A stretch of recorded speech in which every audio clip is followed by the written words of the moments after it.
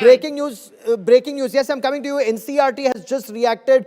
Before I come to Professor Yadav, I would just want to bring in what the NCRT has said in that statement. And Milan will just get us details. Milan, the textbook attempts to provide an idea about geography, history, both medieval and modern, economic life and governance of the country from a multidisciplinary perspective in an integrated way. Milan, bring us details what this means, and perhaps does this answer the question that Garima had raised, that why only Mughals and why not the British?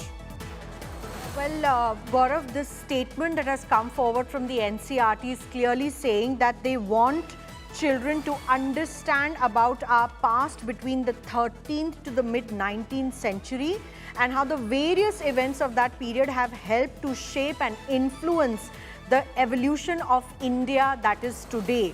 And the aim has been to consistently avoid attempts to load the child with too much information and to develop a critical understanding of the subject. And again, they say that because this is being presented in a comprehensive manner and the holistic learning of the textbook is more important, facts have been presented in this textbook based on well-known primary, secondary, academic sources, which obviously says the note that they have put that this was history's darker period on page 20 has been added for the benefit of the readers. Also, Gaurav would like to add, many would question why this kind of Mughal or Delhi Sultanate brutality is being shown in class 8. Well, the NCRT syllabus makers feel that class 8 is the last year of the middle stage school and then you enter class 9. So there has to be a context, there has to be a background to what you're going to study further.